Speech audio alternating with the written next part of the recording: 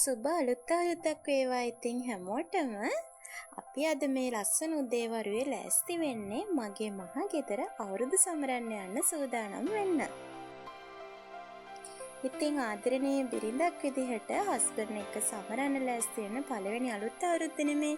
ඉතින් ඒක නිසා අපි දෙන්නම එකතු වෙලා කැවුම් කොකිස් වගේ දේවල් හදාගත්තේ මෙන්න මේ විදිහට තමයි.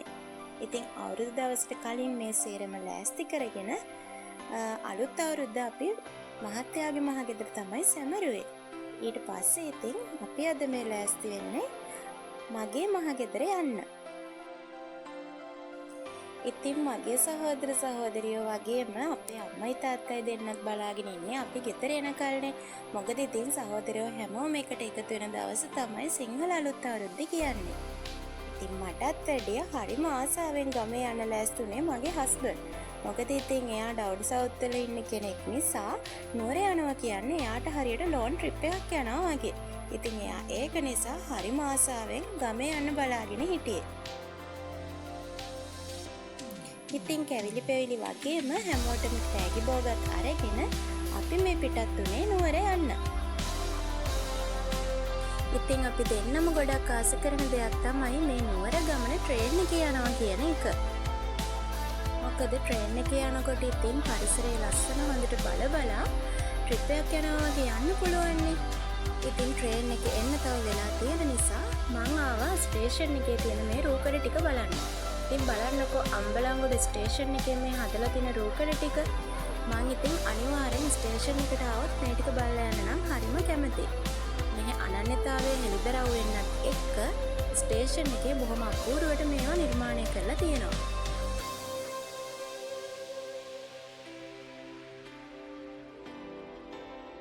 ඔන්න ඉතින් මං ඒ ටික බලලා ඉවර වෙනකොට අපි දෙන්නට ට්‍රේන් එකට ටිකට් දෙකකුත් අරගෙන ආවා. ඉතින් ටිකක් සෙනඟ වැඩි වුණත් ට්‍රේන් එකේ ෂීට් එකක් අපිට ලැබුණා. ඉතින් ජනේලේ අයිනෙම ඉඳගෙන මේ වගේ දකුණු පළාතේ මුහුදත් එක්ක තියෙන මේ ලස්සන පරිසරයේ සුන්දරත්වය නරඹමින් තමයි අපි කන්ද උඩ රටට ආවේ. ඉතින් මේ ගමනේදී මුහුද අයිනෙන් වැටිච්ච මේ පාර කන්ද උඩ රටට එනකොට ඒ පරිසරයේ තියෙන වෙනස්කමත් එක්ක ඒ තියෙන සුන්දරත්වයයි දෙකම එකම රූපරාම පෙළකට ගන්න මට පුළුවන් වුණා අද මේ එන ගමන.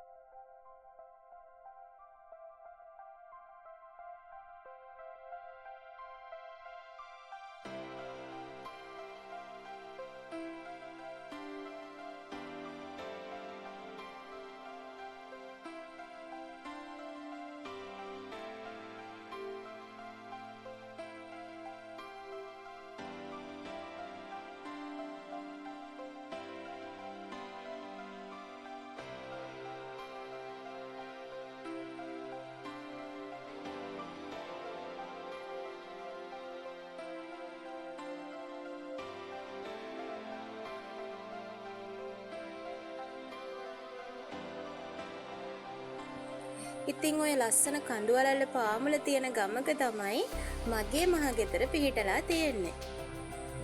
ඉතින් බලන්නකෝ මේ පරිසරයත් කොච්චරනම් ලස්සනද කියලා.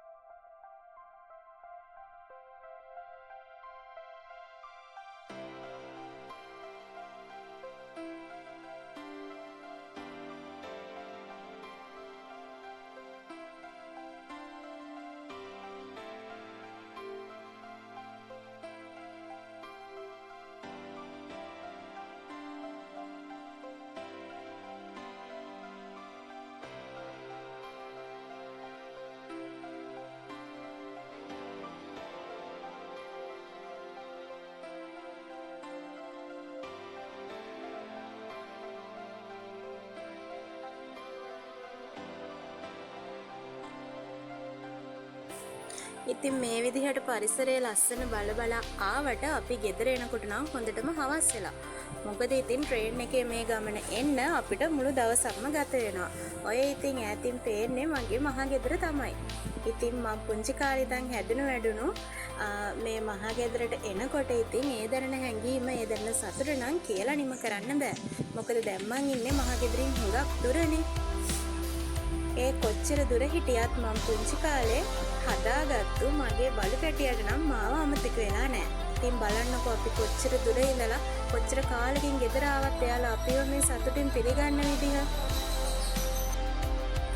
ඔන්න ඉතින් ගෙදර ඇවිල්ලා දැන් අද අපි මේ සූදානම් වෙන්නේ අවුරුදු මේසේ ඕපන් කරන්න.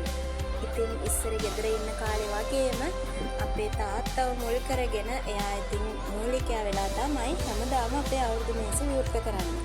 මේ පාර ඉතින් මමත් බැඳලා ගිහිල්ලා හුඟක් දුර ඉඳලා ආපු නිසා අද දවසේ අපි වෙනදා වගේම අවුරුදු සමරන්න අපේ අම්මා ලෑස්ති කරලා තිබ්බා. ඉතින් අපේ සහෝදරයෝ එයාලගේ දරුවෝ හැම කෙනෙක් එකතු වෙලා මේ වගේ චාරිත්‍ර වාරිත්‍ර ඔක්කොම සිද්ධ කරලා තමයි අපි අවුරුදු සමරුවේ.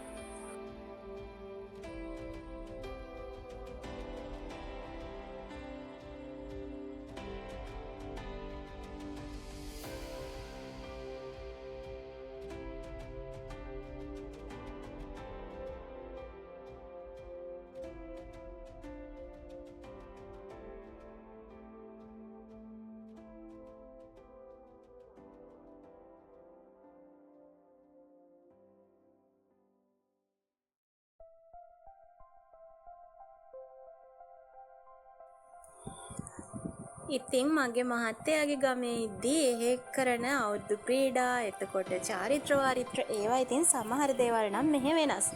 ඉතින් මගේ මහත්තයා හරිම ආස වුණා අපේ ගමේ විදිහට මෙහෙ කරන අවුරුදු ක්‍රීඩා ඒ වගේම අවුරුදු චාරිත්‍ර ඒ හැම දෙයක්ම එයාට අලුත් අත්දැකීමක් වගේම හරිම විනෝදජනක දෙයක් වුණා. ඉතින් මගේ සහෝදරීන්ගේ දරුවොත් එක්ක මේ විදිහට අපි නිලාපුරු පත්තු කරලා අවුරුදු ක්‍රීඩා කරලා මේ විදිහට විනෝද වුණා.